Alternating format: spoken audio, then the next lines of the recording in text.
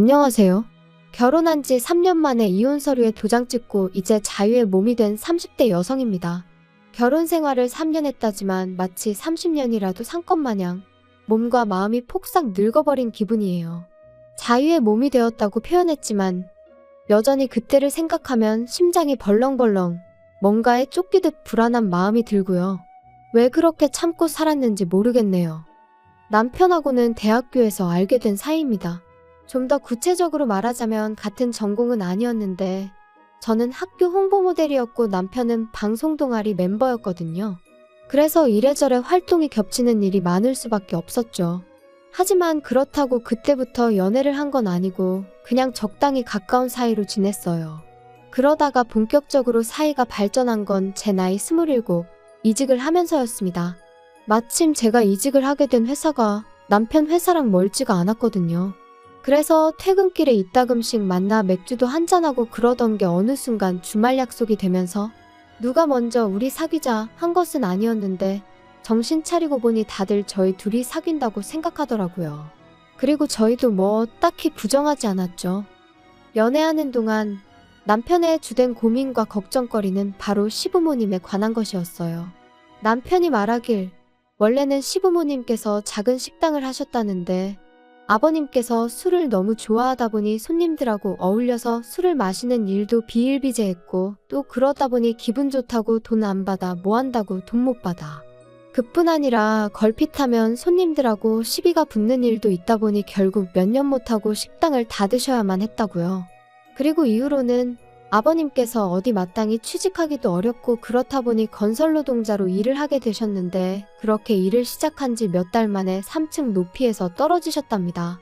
그런데 산재 처리를 못 받으신 이유가 아버님이 그때도 술에 취한 상태셨던 거지요. 그러니 뭐 회사 입장에선 아버님 한 사람의 잘못으로 몰고 갔고 게다가 그 사고로 아버님이 장애가 생겨서 어머님이 집안의 가장이 되실 수밖에 없으셨다고요. 그런데 남편은 그런 어머님에 대한 연민이랄까 그런 게 전혀 없어 보였어요.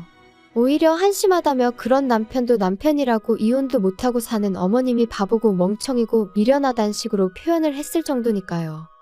그리고 말이 나왔으니 말이지만 막말로 저도 이혼까지 한마당에 게다가 제 이혼의 시발점이기도 하니까 가감없이 말해보겠습니다.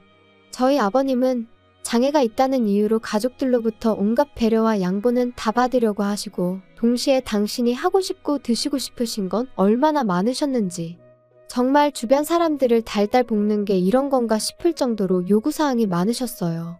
게다가 어머님은 정작 그런 아버님한테는 싫은 소리 한번 제대로 못하셨으면서 자식들한테 특히 아들 며느리한테는 아주 앓는 소리 죽는 소리를 얼마나 해대시는지 이루 말할 수가 없었죠.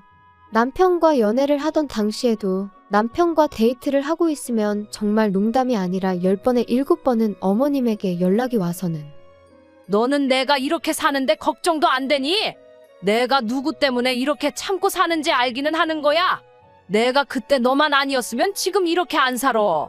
나도 진작에 내 살 길을 찾았어야 하는데 자식 새끼가 알아주지도 않고 내 팔자도 참 기구하다. 너는 나한테 그러면 안 되는 거야. 내가 그래도 버티고 네 아버지 옆에 있었으니 지금 이 정도나 해놓고 사는 거지. 아니었어 봐라. 네 아버지 밑에서 네가 사랑구실이나 하게 컸겠나. 그리고 어머님의 이런 하소연이 반복될 때마다 남편은 아무리 내 부모라지만 내가 언제까지 받아줘야 되는 건지 모르겠어. 진짜 너무 힘들어. 하루라도 빨리 나와야지. 지긋지긋해. 어머님도 어디 마땅히 당신 이야기를 할 만한 곳이 없으니 오빠한테 그러시는 거겠지. 오빠도 많이 힘들겠지만 그래도 이해해드리려고 해봐. 너는 이런 부모를 더 본 적이 없으니 이해 못할 거야.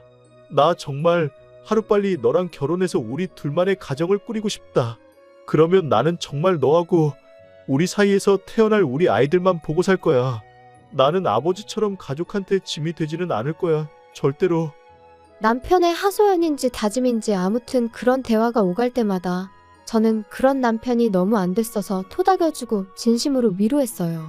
그리고 어째서인지 저만큼은 남편에게 상처를 주면 안 된다고 생각했죠. 그래서 남편이 프로포즈를 해왔을 때도 그걸 거절한다는 건 아예 상상조차 하지 못했습니다. 이제 와서 말이지만 남편이 가진 거라곤 소위 몸뚱아리밖에 없는 말 그대로 빈털털이었는데도 괜찮았어요. 다행히 제가 좀 여유가 있었고 남편 말대로 우리 두 사람의 가정을 꾸리면 그때부터 모아나가면 된다고 까짓 거 한번 해보지 뭐 하는 나름의 의지도 있었거든요. 게다가 저희 친정부모님도 워낙 인정이 넘치시는 분들이셨고 진작부터 남편의 사정은 어느 정도 알고 계셨다 보니 그런 부분을 문제 삼진 않으셨지요. 오히려 저와 남편을 다독이며 부족하거나 어려운 건 당신들이 도와주시겠다 말씀하실 정도였거든요. 그런데 식을 올리고 반년 정도 지내니까 남편이 연애할 때랑은 완전히 다른 사람이 되었습니다. 본색을 드러냈다고 표현하는 게 맞을런지. 아무튼 언젠가부터 툭하면 이 세상에 자기 엄마보다 불쌍한 사람은 없다는 듯이 말을 하더라고요. 그리고 처음엔 그냥 뭐 결혼하면 남자들이 효자가 된다더니 남편도 약간 그런가 싶었는데 날이 갈수록 이것도 받아주는 게 보통 일이 아닌 거예요. 자격지심인 건지 뭔지 듣고 있기가 얼마나 불편했는지 몰라요. 가령 저희 부모님이 골프라도 치러 가시는 날이면 장인 장모님은 팔자도 좋으시다면서 어머님은 오늘도 건물 청소하러 가신다고 제 앞에서 한숨을 푹푹 쉬어대질 않나. 그리고 남편이 제 앞에서 그럴 때면 솔직히 제가 무슨 말을 할 수 있었겠어요? 어머님이 건물 청소하러 가시는 걸 위로라도 해야 했을까요? 그렇다고 저희 친정부모님더러 골프는 그만 치시라고 해야 했을까요? 왜 그런 시시콜콜한 이야기까지 남편한테 하냐 하신다면 제가 한 것도 아니었어요. 저는 부탁한 적도 없고 바란 적도 없는데 심지어 저희 친정부모님도 부담스러워 하셨는데 그럼에도 불구하고 남편이 저희 부모님한테 시도 때도 없이 안부 전화랍시고 연락을 드려서는 오늘은 뭐 하시냐 다음 주엔 뭐 하시냐 물어대고 그러다가 저런 이야기가 나오면 그때부터 제 앞에서 몇 번이나 울거먹었는지 몰라요. 그래서 한 번은 제가 도대체 나더러 어쩌라는 거냐 도무지 뭐라고 대꾸를 해야 할지 모르겠다니까 그냥 하는 소리랍니다. 부부간에 그런 하소연도 못하냐 그래요. 그러면 저는 그냥 듣고만 있는데 그러면 또 저더러 너는 우리 어머니가 불쌍하지도 않냐? 장모님 일이라고 생각하면 가슴이 아프지 않냐? 미치고 팔짝 뛰겠더라니까요. 그런데 그게 다가 아니었어요. 하루는 퇴근하고 오니까 어머님이 연락도 없이 저희 집에 와 계셨습니다. 어떻게 들어오셨냐니까 집에 오니 아무도 없어서 남편에게 전화를 하셨고 남편이 비밀번호를 알려드려서 들어와 계셨다고요. 황당하고 솔직히 어이가 없었죠. 마음대로 비밀번호 누르고 집에 들어와 있는 시부모님이 계시다는 이야기는 들어본 적이 있었지만 그게 제 이야기가 될 줄은 상상도 못했으니까요. 게다가 오신 이유가 아버님하고 다투셨다는 거예요. 아버님하고 다투다가 내가 언제까지 이렇게 당하고만 살아야 되나 싶어서 집을 나오셨는데 마땅히 갈 곳이 없어서 저희 집으로 오셨다대요. 그리고는 울상을 지으시는 어머님께 제가 무슨 소리를 할 수 있었겠어요. 막말로 아버님은 도대체 왜 그러시냐고 욕을 할 것도 아니고 그래서 그냥 속상하시겠다고 적당히 토닥여드렸습니다. 그때만 하더라도 저도 어쨌든 어머님하고 잘 지내고 싶은 마음도 있었고 이런 일이 몇 번이나 생기겠나 싶었으니까요. 그런데 제 예상과 달리 어머님의 그런 방문은 그날로 끝나지 않았습니다. 이후로도 몇 번이나 반복되었거든요. 게다가 그 횟수가 잦아질수록 아버님 욕이나 신세한탄이 주를 이루던 처음과 달리 제가 살림하는 방식이나 생활 패턴을 가지고 잔소리를 하시는 일이 잦아지셨죠. 너는 도대체 살림을 어떻게 배웠길래 냉장고 안이 저 모양이냐? 그리고 청소할 때 텔레비전이며 책장이며 위에는 안 닦니? 내가 아까 손으로 훑어보니까 먼지가 말도 못하게 쌓여 있더라. 그리고 내가 보니까 옷장 안에 죄다 네 옷이고 우리 아들은 옷도 몇 벌 없고 너 돈 벌어서 다 네 치장하는데 쓰나 본데 너 그러면 못 쓴다. 저는 주방 담당이고 청소는 남편이 해요. 먼지 부분은 오빠한테 제가 얘기할게요. 아니 청소를 왜 우리 아들이 해? 너는 뭐 하고? 저도 돈 벌러 다니는데 어떻게 집안일을 저 혼자 다 해요. 그리고 또 대부분이 제가 결혼 전부터 입던 옷들이에요. 결혼하고서는 저도 돈 모으느라 제대로 된 거 하나 사입지도 못했어요. 아무튼 살림하는 게 영광이야. 마음에 안 들어? 그리고 맞벌이여도 살림은 여자가 해야지. 나는 내가 혼자 돈 벌면서도 집안 살림 다 하고 자식들까지 키웠어. 그러니까 내 앞에서 힘들다 소리는 하지 마라. 그리고 이렇게 대화만 오가고 끝나면 그나마 다행이죠. 문제는 저희 어머님은 당신이 뭔가 지적을 하나 하면 제가 그 자리에서 바로바로 고치길 바라세요. 가령 반찬이 없다 하면 반찬을 바로 하는 걸 보셔야 비로소 잔소리를 멈추셨고 새로 빨래를 하는 흉내라도 내야 직성이 풀리시는 눈치셨거든요. 그리고 이런 일이 넉 달 넘게 이어지니 저도 정말 돌아버리겠다 싶대요. 그래서 결국엔 안 되겠다 싶어서 남편한테 나 더는 이렇게 못 살아. 내가 어머님 하녀도 아니고 어머님 비위까지 다 맞춰드려야 해? 나랑 둘만의 가정을 꾸리고 싶니 어쩌니 하더니 이게 지금 오빠가 말한 그 꿈꾸던 결혼 생활이야? 나 더는 이렇게 못 살아. 어머님을 못 오시게 하던가 아니면 여기서 끝내. 너무 그러지 마. 너는 우리 어머니가 불쌍하지도 않냐? 좀 이해를 하려고 해볼 순 없겠어? 어머님만 불쌍해? 나는 요즘 내가 제일 불쌍해. 내가 어머님한테 뭐 잘못했어? 어머님이 나 때문에 고생하고 사시는 거 아니잖아. 이럴 거면 그냥 헤어지자니까? 그리고 이런 제 하소연이 효과가 좀 있던 건지 이후로 한 2달 정도는 조용했어요. 어머님이 더 이상 저희 집에 오지 않으셨으니까요. 덕분에 남편과 제 사이도 예전만큼은 아니어도 꽤나 나아졌고요. 하지만 이 평화는 오래가지 않았습니다. 아버님이 말 그대로 대형 사고를 치셨거든요. 그날도 평소와 다름없이 퇴근을 하고 반찬거리를 사서 집에 왔어요. 늘 하던 대로 비밀번호를 누르고 현관문을 열었죠. 그런데 눈앞에 낯선 듯 낯익은 신발 한 켤레가 놓여 있었습니다. 어머님이셨어요. 그리고 상황 파악을 다 하기도 전에 왔냐 하는 어머님의 목소리가 들렸고 동시에 제 심장이 쿵하고 떨어지는 것 같았죠. 연락도 없이 어쩐 일이세요? 자기야, 나랑 잠깐 얘기 좀 해. 이게 지금 무슨 상황이야? 일단 나도 확실히는 모르겠지만 아버지가 어머니랑 상의도 없이 두 분 사시는 집 전세 보증금을 빼셨다잖아. 아버지 말씀으로는 호영오지 않은 동네 형님한테 투자를 하셨다는데. 아무튼 나도 미치겠다 진짜. 뭐? 전세 보증금을 빼셨으면 그럼 뭐 어떻게 되는 건데? 그리고 투자라니 도대체 무슨 말이야? 나도 잘은 모른다니까. 아무튼 그래서 당분간 어머니가 여기 계셔야 될 것 같으니까 그런 줄 알아. 저는 도무지 납득할 수 없는 상황이라 신우에게 전화를 걸었습니다. 그러자 신우가 하는 말이 자기가 정말 어머님을 모셔오고 싶은데 알다시피 자기는 지금 남자친구랑 동거 중이지 않냐며. 그래도 자기가 곧 남자친구랑 결혼도 할 거고 그러면 제대로 된 집을 마련할 테니까 그때까지만 저더러 제발 좀 부탁한다대요. 그리고 아버님은 아버님대로 왜인지는 모르겠지만 있는 대로 화를 내시면서 아는 분 댁으로 가셨거든요.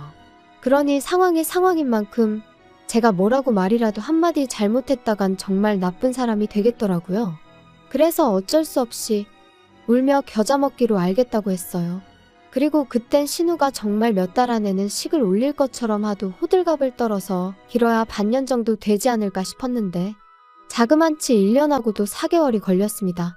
그리고 그 1년하고도 4개월이 저에게는 지옥이나 다름없었죠. 뻔히 남편이랑 제가 맞벌인 걸 눈으로 보시면서도 아침 저녁으로 이거 해라 저거 해라 시키시는 건 물론이고 저 없는 점심시간에 식사를 못 하시는 것도 아니면서 또 아침 저녁으론 반찬으로 이거 해달라 저거 해달라 밥 차려달라 오늘은 입맛이 없으니 국수를 끓여라. 이뿐인가요? 시도 때도 없이 저도 없는 시간에 이모님들은 물론이고 어머님 지인들까지 왜 그렇게 집으로 부르셔서는 제 부엌 살림은 물론이고 제 옷장까지 보여주시며 제 흉을 보셨는지. 오죽하면 한 이모님은 당신이 듣다 못해 한마디 하려고 전화했다 하시더니 왜 그렇게 시어머니 심기에 거슬리는 짓거리만 하냐며 저더러 며느리면 며느리답게 처신하랍니다. 그리고 그딴 전화까지 받으니 저도 더는 참을 수가 없어서 남편더러 어머님 진짜 왜 저러시냐니까. 기껏 한다는 소리가 그동안 어머님이 고생 정말 많이 하셨다며 저더러 조금만 이해를 해달라대요? 하지만 맨날 그놈의 이해는 어째서 저만 해야 되는 건지. 그리고 이때부터는 말뿐이 아니라 제가 제명해 죽으려면 이혼을 해야 하지 않을까 그 생각을 하게 되었죠. 도저히 못 버티겠다. 이렇게 살다간 정말 내가 죽겠다 싶었던 바로 그 무렵 마침내 신우가 상견례 어쩌고 하며 시집간다 소리를 꺼냈습니다. 정말 속으로 쾌재를 불렀어요. 아, 이제 살았구나. 그래서 신우더러 신혼집엔 언제 들어가냐고 어머님은 언제부터 그리 모시면 되겠냐 했죠. 그랬더니 신우가 제 눈치만 살살 보다가 한다는 말이 그게 좀 상황이 힘들게 됐답니다. 그래서 제가 그게 갑자기 무슨 소리냐니까. 언니 정말 미안한데 우리가 돈이 없어서 깨케야 방 2개 화장실 하나짜리 빌라 정도밖에 못 구할 것 같은데 언니가 조금만 더 이해해주면 안 될까요? 우리가 얼른 돈 모아서 큰 집으로 이사 가면 그때는 꼭 엄마 모시고 갈 거니까. 아가씨, 이제 와서 그렇게 말을 바꾸면 어떡해요? 안 돼요. 나 더는 못 모셔요. 나 정말 너무 힘들다니까요. 그래도 우리 엄마가 살림살이도 도와주고 언니 좋아하는데 너무 말을 그렇게 하면 나 좀 섭섭해요. 아가씨가 섭섭하고 말고 나는 더 못한다고 분명히 얘기했어요. 언니도 자꾸 그렇게 무대 보러 안 된다고만 하면 안 되죠? 나라고 일부러 안 모시는 거 아니잖아요. 그러니까 그것도 아가씨 사정이고요. 왜 내가 어머님 사정도 이해하고 아가씨 사정도 이해하고 그래야 하냐고요. 당연한 거 아니에요? 언니 맏며느리잖아요. 그리고 우리 한 가족인데 정말 서운하네요. 서운하다고요? 나는 서운한 정도가 아니고 아주 다들 원망스러워 미치겠다고요. 신우랑 얘기를 하다 도무지 답도 안 나오고 우라가 치밀어서 집에 왔어요. 그리고 남편은 그 사이에 신우랑 통화라도 한 건지 제 눈치를 살살 살피더니 기껏 한다는 소리가 당신이 우리 어머니랑 도무지 같이 못 살겠다고 그랬다며. 그래서 내가 생각을 해봤는데 우리가 그럼 희정이한테 돈을 좀 빌려주면 되겠더라. 희정이네가 집을 좀 큰 걸 구하면 어머니 모셔갈 수 있을 거 아냐? 우리가 돈이 어딨다고 빌려줘? 진짜 어이가 없네? 왜 없어? 결혼하고 지금까지 모은 거 있을 거 아냐? 내가 미쳤다고 그 돈을 아가씨한테 빌려주겠어? 빌려줬다가 또 나중에 돼서 못 준다고 하면 그땐 어쩌라고. 어머님하고 합가하게 될 때도 아주 몇 번이나 장담을 하더니 지금 이 꼴을 봐. 그리고 당신도 말하는 것 좀 봐. 퍽이나 약속 지키겠다. 야, 그럼 뭐 어쩌라는 거야? 어쩌긴 뭘 어째. 방이 1개고 2개고 집이 작고 말고 내 알바 아니니까 약속한 대로 어머님 모시고 가라고 해. 너 진짜 돌았어? 차라리 돌았으면 좋겠다. 그럼 이 꼴 저 꼴 안 봐도 될 텐데. 아무튼 나는 분명히 얘기했어. 너는 진짜? 너야말로 어머니 기분 좀 맞춰드리고 여우처럼 지내면 되는 걸. 왜 이렇게 일을 키우냐? 신우와 남편이 번갈아 가면서 저더러 이해 좀 해달라고 사람을 코너로 모는데 정말 환장할 노릇이었어요. 그래서 결국 참다 못한 제가 남편더러 한 번만 더 이러면 더는 같이 못 산다고 정말 이혼이라 했더니 기껏 한다는 소리가 그러면 제가 모아놓은 돈에서 자기 몫은 돌려달랍니다. 그리고 뭐 제가 이혼 요구를 했으니 위자료도 받아야겠다고 그 위자료로 어머니랑 집 구해서 살아야겠다는 헛소리를 하더라고요. 그런데 저희 남편, 저랑 결혼할 때부터 이혼하던 그날까지 단 한 번도 저보다 단돈 1,000원이라도 더 벌어온 적 없어요. 어머님이 저희 집에 얹혀 사시는 동안 어머님이 저한테 돈 1,000원이라도 살림살이에 보태라고 주신 적도 없었죠. 게다가 저희 셋이 살던 집, 저희 친정에서 마련해 주신 집이었습니다. 비록 친정아버지 명의였고 제가 매달 용돈 겸 월세라고 100만 원씩 보내드리고 있긴 했어도 애시당초 어디 가서 100만 원으로 구할 만한 집이 아니었으니 남편이 이러쿵저러쿵 말할 것이 못 되었죠. 그런데 위자료가 어쩌고 자기 몫이 어쩌고 해대니 제가 얼마나 황당했겠어요? 그래서 남편더러 살면서 당신 뜻대로 되던 일이 몇 번이나 있었냐고 이번에는 어떨지 한번 두고 보자 했습니다. 그리고 그 길로 친정부모님께 결국 그동안 제가 겪었던 일들을 전부 다 털어놓았어요. 참고로 친정부모님도 제가 원치 않았지만 어쩔 수 없이 어머님과 함께 살게 된 건 알고 계셨거든요. 다만 어머님이 저를 얼마나 어떤 식으로 괴롭히셨는지는 잘 모르셨지요. 행여 양가 어른들 싸움으로 상황이 안 좋아지진 않을까 걱정스러워서 말을 아껴왔으니까요. 그런데 더는 그럴 필요도 못 느꼈고 그러고 싶지도 않대요. 저희 아버지께서는 남편이 돈을 내놓으라고 요구를 했다는 것보다 어머님이 저를 인격적으로 모독하고 힘들게 하신 부분에 크게 분노하셨습니다. 그리고는 저더러 앞장서라 하시더니 그 길로 어머님과 남편을 마주하셨죠. 그런데 어이가 없게도 그간 의기양양하던 어머님이 저희 아버지 앞에서는 어째서인지 한층 누그러져서는 자기들은 저랑 잘 지내고 싶은 마음뿐인데 제가 곁을 내주지 않는다며 섭섭하네 어쩌네. 물론 그런 악어의 눈물이 저희 아버지한테 통할 리가 없었습니다. 남편은 남편대로 저희 아버지한테 반대로 장인어른이 공경에 처하셨어도 자기는 똑같이 집으로 모셨을 거라는 헛소리를 해댔지만 역시 통하지 않았고요. 그러자 결국 둘이 본색을 드러내대요. 알아서 살게 내버려두면 되는 걸 왜 부모가 끼어드냐며 저희 아버지를 이상한 사람처럼 몰고 갔으니까요. 그리고 그런 두 사람을 보고 있으니 정말 더는 1분도 지체할 이유가 없다 싶어서 변호사를 만났죠. 솔직히 불보듯 뻔한 결과였습니다. 유책 사유자는 남편이었고 저는 피해자나 다름이 없었으니까요. 오히려 위자료도 많이는 아니지만 제가 받게 되었고 재산도 전부 제 몫이 되었죠. 그리고 판결이 그렇게 나고 나니 그제서야 남편이 제 앞에서 무릎을 꿇고 엉엉 우는데 이상하게 그런 남편을 보는 게 지치고 피곤하기만 할 뿐 가슴이 아프다거나 그런 건 전혀 없대요. 아, 사랑이 식었다는 게 이런 건가. 그때 확실히 알겠더라고요. 한편 남편과 어머님은 결국 집을 떠났고 저는 비로소 제 자유를 되찾았습니다. 하지만 집안 구석구석 안 좋은 기억이 너무 많아져 버린 탓에 더는 머물고 싶지도 않은 거예요. 아버지도 그 모자를 생각하면 재수가 없다며 무척 기분 나빠하셨고요. 그래서 집은 내놓고 저는 본가에 들어갔는데 남편은 갈 곳이 없어서 회사 근처에 고시원을 얻었다대요. 어머님은 결국 신혼집으로 가셨고요. 그런데 심해부는 정말 어머님, 그러니까 자기한텐 장모잖아요. 장모랑 같이 살게 될 줄은 몰랐다며 신우한테 벌써부터 사기 결혼이니 뭐니 내가 왜 니네 엄마를 먹여 살려야 하냐 해가며 이혼하자드나 봅니다. 참고로 언젠가 한번 남편이 술 처먹고 저한테 하소연하듯 음성 메시지에 그간의 일을 소상히도 남겨놓아서 알게 되었어요. 궁금하진 않았는데 그래도 듣자 하니 죄다 안 좋게 풀렸다 싶은 게 참 꼬숩고 잘됐다 싶대요.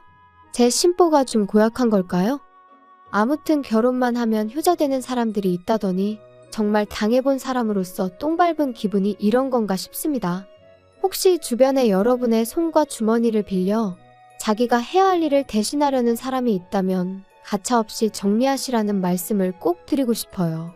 그런 사람은 하나를 주면 하나에 고마워할 줄 모르고 다음엔 당연히 2개를 주겠지 생각하고 이후엔 3개를 기대하고 그러거든요. 그리고 그러다 중간에 아, 나 힘들어서 더는 못 해주겠어 하면 네가 내 습관을 이렇게 만들어 놓고 이제 와서 안 된다는 게 어딨냐며 어깃장을 논단 말이죠. 정말 웃기지만 그런 족속들이 있어요. 그런데 그런 족속들한텐 그냥 다 뺏어버리는 게 답이에요. 줬다 뺏는 게 치사하다지만 내가 힘들어 죽겠는데 치사하고 말고가 어딨겠어요? 나의 권리와 행복은 나만이 지킬 수 있다는 걸 꼭 말씀드리고 싶네요. 오늘 날씨가 다시 추워졌는데 감기 조심하세요.